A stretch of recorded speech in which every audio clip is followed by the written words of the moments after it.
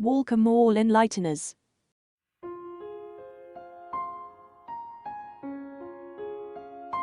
The nature of the soul is to see and to know. To understand what the soul is formed of, it is imperative to comprehend these traits. This property does not exist in any other everlasting element. No inanimate object possesses this quality of knowing, and neither does a living thing. This innate quality of knowing is a soul quality. There is nothing left to learn if one understands the soul. After learning about the soul, one's condition would be truly unique. But now the subject of how to discover your soul enters the thoughts. To do this, one must be aware of the composition and nature of the soul. Well, it has a variety of characteristics. Assume that the hallway is completely dark when you enter with a torch. With the aid of a torch, you can now see the hallway and make out the presence of chairs, switches for fans, etc. There are therefore two things: light and knowledge. Similar to how the body of the soul is like light, the soul also possesses the qualities of knowledge and perception. Real knowledge is revealed when you see your true self. Worldly wisdom is revealed when you perceive the objects of this world. The true understanding can be found in from the soul. One who understands the science of the soul is liberated from wandering through successive lives. Many people who have encountered the Nani Purish and attained self-realization by His grace advance and reach that level. We hope that everyone will reach that state. All of us are primarily souls. The energy of the soul is limitless. The ignorance that is piled atop it prevents one from understanding the self, one's own energy, power, and its authority. Only Nani is capable of removing these coverings and unleashing the tremendous energy. How? Let's find out by listening to the conversation that follows.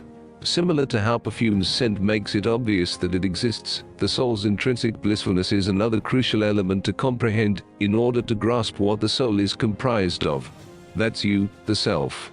All these attributes, however, won't be revealed until you have discovered your true nature via the grace of the Nani. Therefore, despite the fact that soul is the home of infinite bliss, individuals continue to pursue transient materialistic pleasures in life. The eternal happiness that exists inside the awakened self, however, cannot be divided because the soul is an element. The absolute soul is the soul itself, and it exists as an element. Consequently, it cannot be disassembled into parts. The absolute soul is the soul itself, and it exists as an element. As a result, it is completely whole, and cannot be divided into any individual parts. Division would result in the creation of a piece, while destroying the original element. However, this is not the case. One cannot separate the soul. The soul cannot ever be produced since it is unchangeable.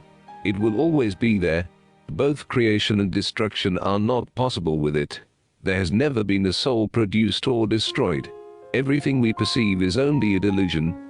The various phases, including those of old age and youth, arrive and then gradually fade away, but the self-soul has always remains unchanged.